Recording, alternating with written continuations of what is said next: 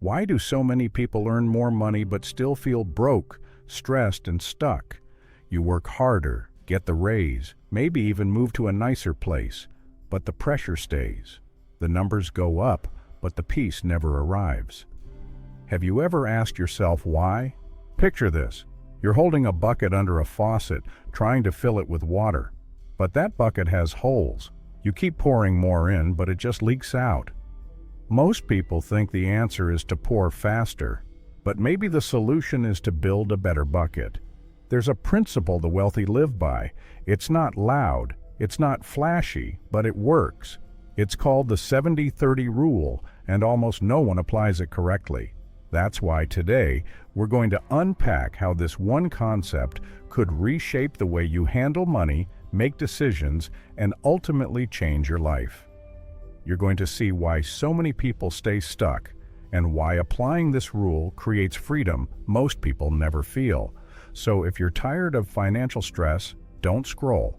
Stay with me. Like this video if you're ready to stop surviving and start structuring. Share it with someone who needs it, because what's coming might change everything. Now let's talk about the rule itself. The 70-30 rule. It sounds simple, and in many ways it is. But that's why people underestimate it. They hear it and think, that's just a budget. But this isn't about budgeting. It's about building structure. It's about control. It's about identity. The rule says you live on 70% of what you earn. The other 30%, you divide it intentionally, 10% to invest, 10% to give, and 10% to save. Not when you feel like it, not when it's easy, always, because discipline doesn't wait for convenience. Jim Rohn once said, "It's not what you earn, it's what you keep that makes the difference." And he was right. Most people believe their income is the problem, when in fact, it's their habits, their structure, their decisions. Let me give you a picture. Two people earn the same salary. One spends everything, always chasing comfort, status, or distraction. The other applies the 70-30 rule with quiet consistency. 5 years pass. One is deeper in debt, constantly overwhelmed. The other has savings, investments, and peace of mind. Same income, different direction. Wealth isn't just built by earning more, it's built by managing what already comes in. That's why this rule is so powerful. It doesn't rely on luck or market trends, it relies on you. Now picture the process like a funnel. Most people try to flood their life with more income, thinking more will solve the pressure, but it just spills everywhere. The 70-30 rule is the funnel. It narrows the flow, focuses it, gives it purpose. That's how wealth is built, by design, not by accident. So let me ask you something. What would your life look like a year from now if you truly lived by this rule? If you stopped waiting for a raise to start acting with discipline? If you built the funnel instead of chasing the flood? The choice isn't about whether the rule works. It does. The real question is, will you work the rule? Now let's dig into the 70%, the part you live on. This is where most people lose the game before they even realize it. Not because they don't make enough, but because their lifestyle keeps growing faster than their wisdom. Every time they get a raise, they increase their expenses. New clothes, bigger car, better apartment, more subscriptions. They're not earning more. They're upgrading their distractions. The stress doesn't go away. It just hides behind shinier things. I've seen people buy a $1,000 phone while having less than $100 in their savings. They look successful, but they're walking on a financial tightrope. One emergency away from collapse. That's not wealth. That's a costume. Jim Rohn once said, "Discipline is the bridge between goals and accomplishment." And that bridge is built on what you say no to, not just what you pursue. Living on 70% isn't about sacrifice, it's about strategy. It's about being clear on what matters and refusing to let ego drive your expenses. Let me give you a real example. A young man earned modest income but lived intentionally. He drove a reliable used car, cooked at home, and avoided flashy spending. His friends laughed, until 5 years later, he had investments, savings, and the freedom to quit a job he no longer enjoyed. He didn't just survive, he built choices. Meanwhile, others around him were still stuck, stressed, waiting for some big break to solve everything. But they hadn't realized the break wasn't coming. Their behavior was the problem, and structure was the answer. We laugh at absurd habits, but we all fall into them. We say we can't save, but we spend more on entertainment in a month than we invest in our future all year. The numbers don't lie, they just reveal our real priorities. So let me ask you directly, are you spending to impress others or to progress your own life? Are you trading long-term peace for short-term approval? The truth is, you don't need more income to change your future. You need to change the way you relate to the income you already have. Once you master that 70%, you shift from reactive to intentional, and that shift changes everything. Let's talk about the next 20%. The part you invest. This is the piece that builds wealth in silence. It doesn't scream, it doesn't flash, but over time, it changes your entire future. Most people avoid investing because they believe they need a lot of money to start. But the truth is, it's not about how much you start with. It's about starting at all. Consistency beats intensity every time. Jim Rohn said, "Don't just let your money sit, put it to work." But that doesn't mean throwing it at the latest trend or gambling on fast returns. It means giving every dollar a mission, a job, a purpose. Imagine two people. One invests $100 a month into something stable. The other waits. They say, "I'll invest when I have more." But 5 years go by.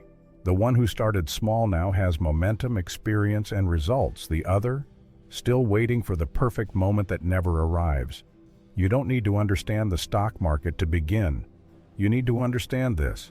Your future depends on what your money is doing when you're not watching. Think of every dollar like a soldier. If you don't give it orders, it wanders off. And wandering money disappears. But if you deploy it wisely into something with potential, it multiplies, quietly, consistently. That's how real wealth is built, not by chance but by strategy. And don't worry if you've made mistakes before. Most of us have. What matters is what you do next. Will you keep spending everything on quick hits and feel-good buys? Or will you take a portion and start building something that outlives your paycheck? Let me ask you directly, what is your money doing right now? Is it working for you or against you? Is it building your vision or feeding your distractions? Drop your answer in the comments. I want to know. What is one change you could make this month to put your money to work for you? Because once you make that shift, you're not just earning, you're building. And builders don't wait, they act. Now we come to the 10% most people overlook, the part you give. And this might be the one that transforms you the most, not just financially, but emotionally and spiritually. Giving isn't about losing, it's about aligning with something bigger than yourself.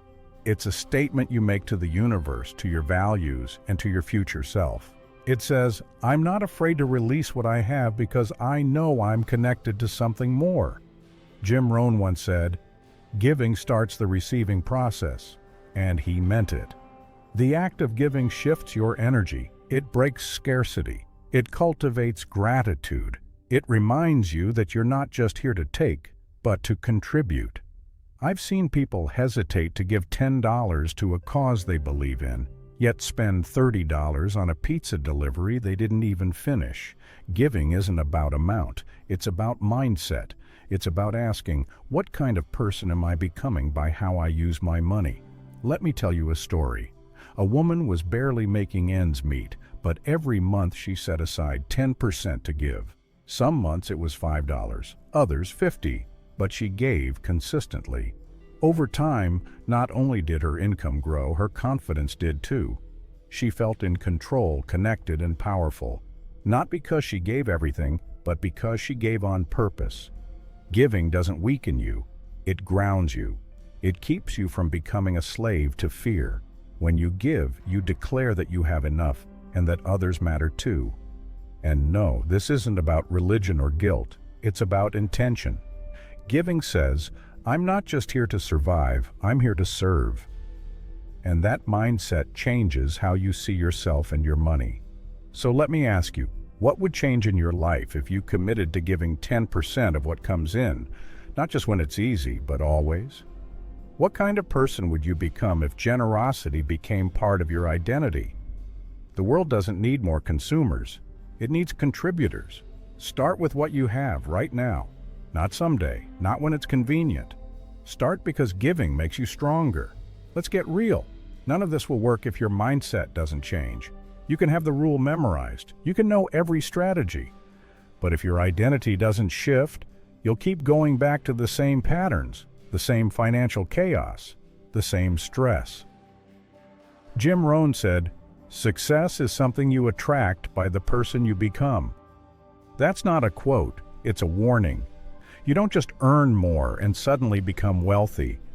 You become the kind of person who respects money, plans with clarity, and lives with intention. Most people don't need more information. They need transformation. They need to stop saying, "I'll change when I make more," and start realizing that change begins with how you handle what you already have. That's the test. That's the gate. That's the difference. You want to know why people abandon the 70-30 rule after a few weeks? It's not because the math doesn't work. It's because the mindset doesn't hold. The old habits creep back in. The voice of comfort says, "Just this once." And suddenly, structure is gone. But when you shift your identity, everything changes. You go from spender to steward, from chaser to builder. You start seeing money not as a burden or a wish, but as a tool, a reflection of your discipline. So let me ask you, who are you becoming with the way you manage money today? Are you building strength or excuses? Are you crafting structure or creating stress? It's not about being perfect. It's about being intentional. If you mess up one month, you adjust. You recommit. You don't quit. You don't say, "This doesn't work." You say, "I'm not done yet." You can't lead others, support your family, or build a future if you're living in confusion. Structure is strength, and strength doesn't come from willpower. It comes from identity. Look at your current habits. Be honest. What do they say about your future self? Are you becoming someone others can depend on? Someone who lives with vision? Someone who doesn't fold under pressure? Because that's what this is really about. Not just money, not just rules. It's about becoming the kind of person who builds something solid and doesn't let life shake it. Remember that bucket I mentioned at the start? The one with holes? That wasn't just a metaphor. It's the reality most people live in. More income, more effort, but everything still leaks out. And the reason is simple. There's no structure. That's what the 70-30 rule gives you. It's not just a strategy. It's the bucket. The solid, intentional container that allows what you earn to actually stay, to build, to grow. Without structure, it doesn't matter how much you pour in. It'll disappear. With structure, even a small stream becomes a reservoir. This isn't about fixing a leak. It's about replacing the bucket, building something that works, something that holds, something that gives you peace. So ask yourself, are you still pouring into something broken? Or are you ready to construct something real? You don't need more water. You need a better bucket, and now you know how to build it. Before you go, let me ask you something. What if the real wealth, the kind that brings freedom, control, and quiet confidence, isn't where most people are looking? What if it's hidden in places that don't flash, don't brag, and don't shout? In the next video, we're going to uncover the secret assets behind quiet wealth. The tools, habits, and principles that Jim Rohn understood and that most people miss completely. If today's rule gave you structure, the next lesson will give you depth. Don't miss it. It might just be the part no one ever taught you. If this message resonated with you, don't just move on. Act on it. Like this video as a commitment to yourself. Share it with someone you care about, someone stuck in financial stress who needs a new way forward. And in the comments, tell me one idea that hit you hardest. Let's build a space where people don't just consume content, they grow together, where we support each other, stay accountable, and stay focused. Because this isn't just a video, it's a moment to decide who you're becoming and the future you're building. It starts right here with structure.